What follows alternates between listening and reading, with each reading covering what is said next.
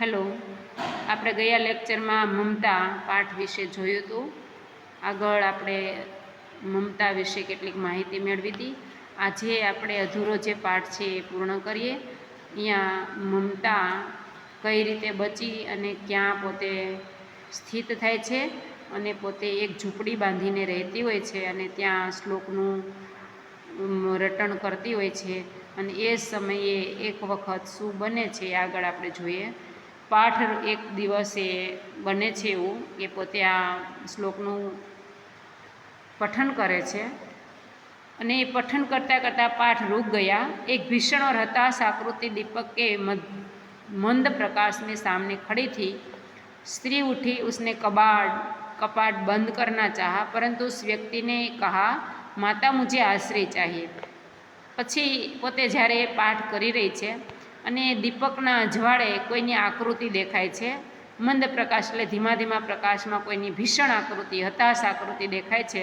એટલે પોતે તરત ઊભી થઈ અને પોતાનો જે દરવાજો છે એ બંધ કરવા માટે જાય છે. અને જેવો બંધ કરવા જાય છે ત્યાં જ એક વ્યક્તિ આવે છે અને કહે છે કે માતા મુझे આશ્રય ચાહીએ, માતા મને તમારે ત્યાં સ્થાન જોઈએ. तुम कौन हो? स्त्री ने पूछा. એટલે તરત જ મમતા ને પૂછ્યું કે તમે કોણ છો? मैं मुगल हूँ. चौसा युद्ध में शेरशाह से विपन्न होकर रक्षा चाहता हूँ. इस रात अब आगे चलने में असमर्थ हूँ. એટલે પોતે એમ કહે છે કે હું શેરશાહની સાથે યુદ્ધ કરતો હતો, હું મુગલ છું અને એ યુદ્ધની અંદર હું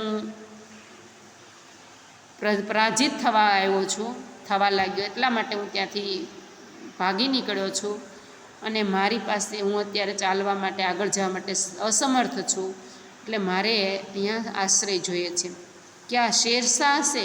સ્ત્રીને અપને ઓઠ કાટ લિયા. એટલે પોતે આમ ચીડ ચડી એને કે શેરશાહ સાથે યુદ્ધમાંથી આવેલો માણસ છે. હા માતા, પરંતુ તુમ ભી વૈસે ही क्रूर हो.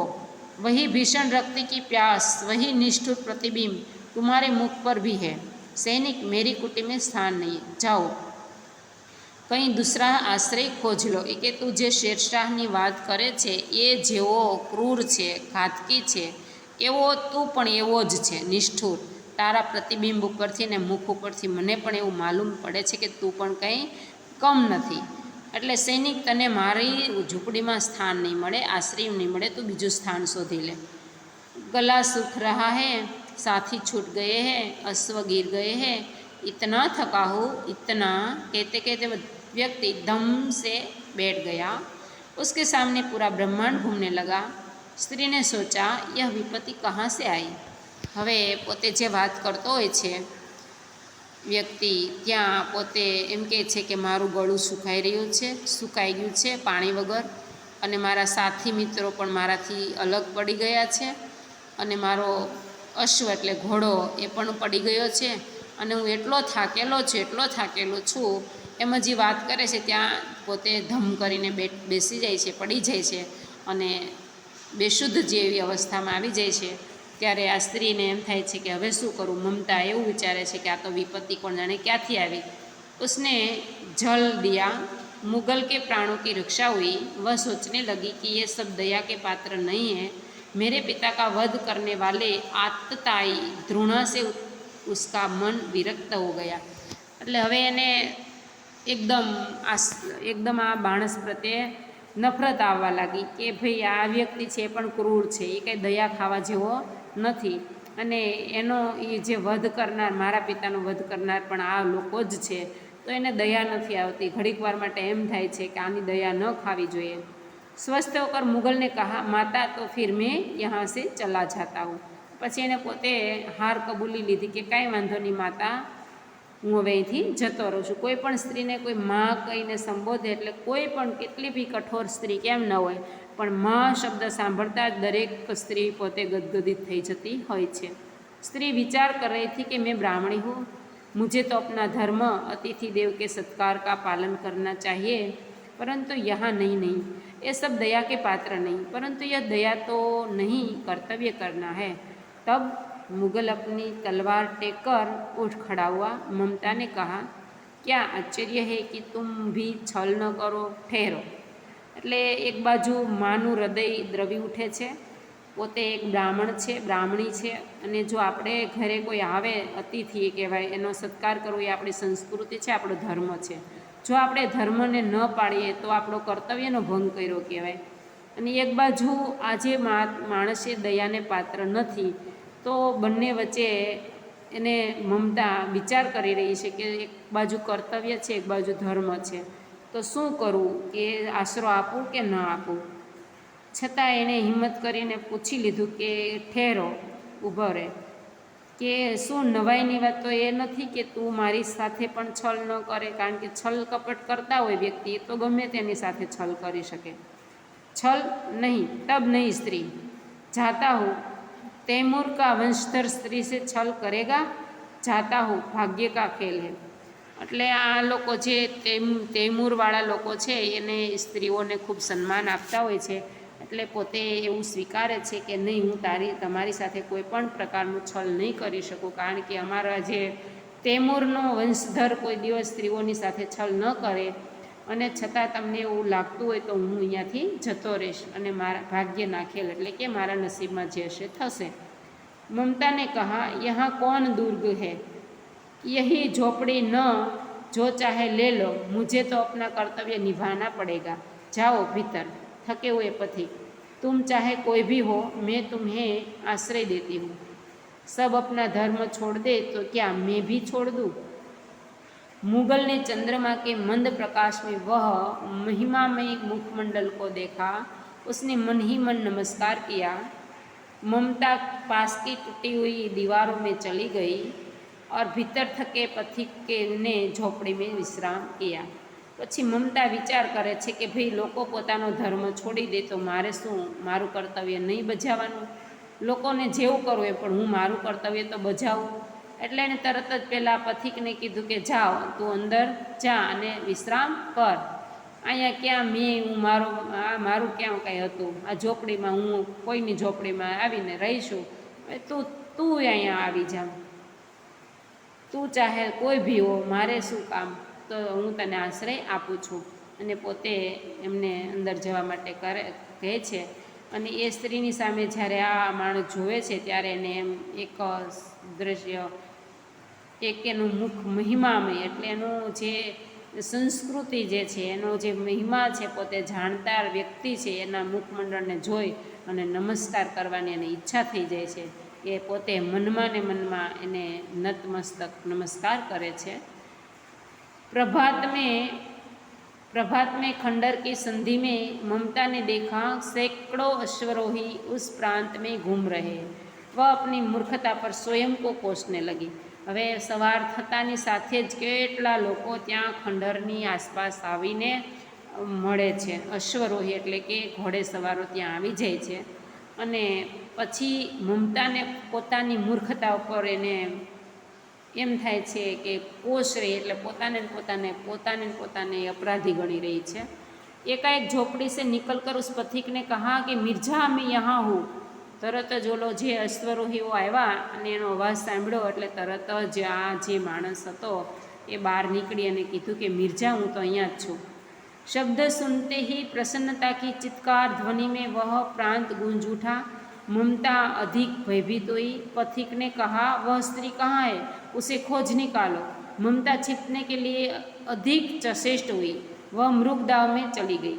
હવે બહેનું પાછું એવું કે જેવો પેલો પથિક જે એનો આશ્રય લીધો હતો એ બહાર નીકળ્યો અને મિર્ઝાને બધા એમના જે સર્કલ હતું, જે સૈનિકો હતા એની પાસે વિટરાઈ ગયા. એટલે તરત જ એમને યાદ આવ્યું કે પેલી સ્ત્રી ક્યાં છે, એને ગોતો. અહીંયા એક બાજુ મમતાને એવું થાય છે કે મને શોધવાની વાત કરે છે, એટલે મારી ઉપર જ કોઈ કપટ કરવું લાગે છે, એટલે પોતે એકદમ छिपावा माटेनी कोशिश करे छे અને મૃગદાવ में चली गई, એટલે જ્યાં હરણાઓ જ્યાં બખોલમાં રહેતા હોય છે એવી જગ્યાએ પોતે ભરાઈ ગઈ. દિનભર उसमें से न निकली અને આખો દિવસ એ ત્યાંની ત્યાં ભરાઈ રહી. संध्या हो गई, वे लोग जाने लगे. ममता ने सुना पथिक घोड़े पर सवार होकर होते हुए कह रहा था, मिर्जा, उस स्त्री को मैं कुछ दे न सका, उसका घर बनवा देना, क्योंकि मैंने विपत्ति में यहाँ विश्राम पाया था. यह स्थान भूलना मत. इसके बाद वे वहाँ से चले गए. હવે જાતા જાતા બરાબર મમતા અંદર હતી અને આ બધા ઘોડેસવારો ઘોડા ઉપર સવારી કરી રહ્યા એ સમયે પેલા પથિકે એવું કીધું કે મિર્ઝા જે સ્ત્રીએ મને આશ્રય આપ્યો એની માટે હું અહીંયા કંઈક બનાવી દેવા માગતો હતો, પણ હું એને કંઈ આપી ન શક્યો. પણ પછી હવે યુદ્ધમાં હું રહું કે ન રહું, પણ તમે એ લોકો યાદ રાખજો આ સ્થાનને, અને અહીંયા એક સરસ મજાનો મહેલ, આશ્રમ, મંદિર જે કાંઈ બનાવવું પડે એ બનાવી આપજો તે સ્ત્રીને, એમ કરીને નીકળી ગયા.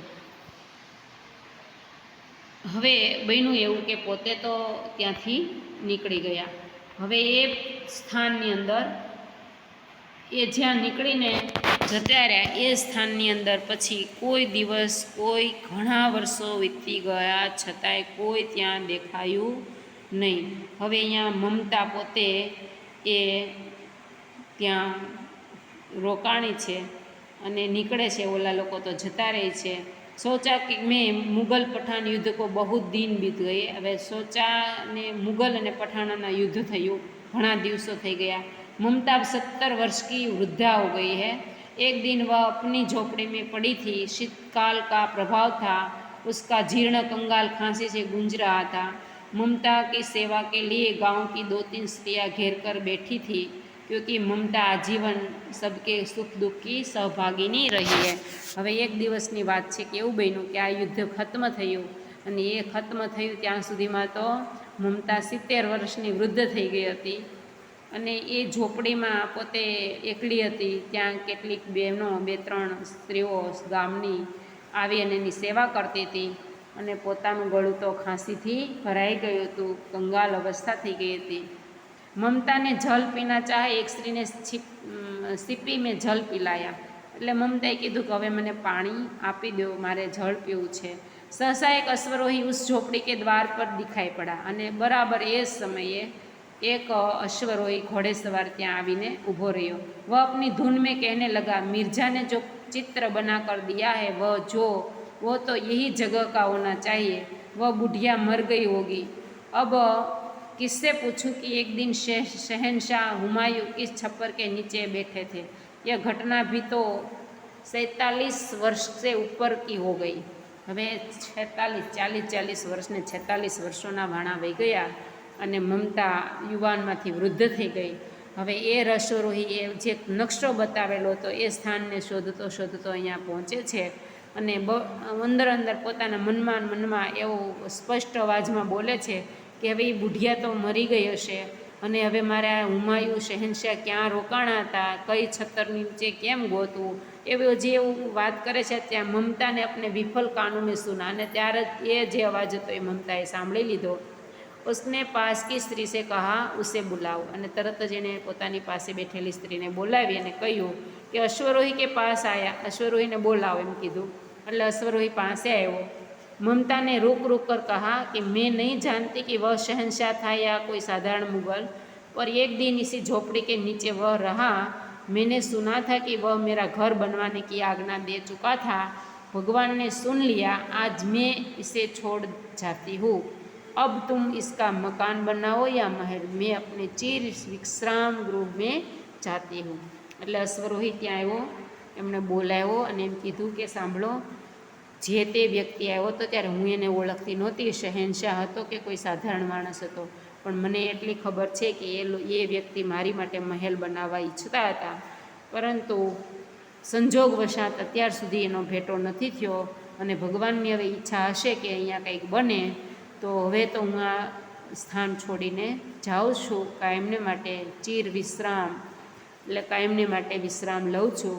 હવે આ સ્થાનમાં તમારે જે કરવું હોય એ કરી શકો છો, એમ કરી અને પોતે વિશ્રામે ચલી જાતી હું, એમ કરી અને बुढ़िया के प्राण पंखेरु उड़ गए.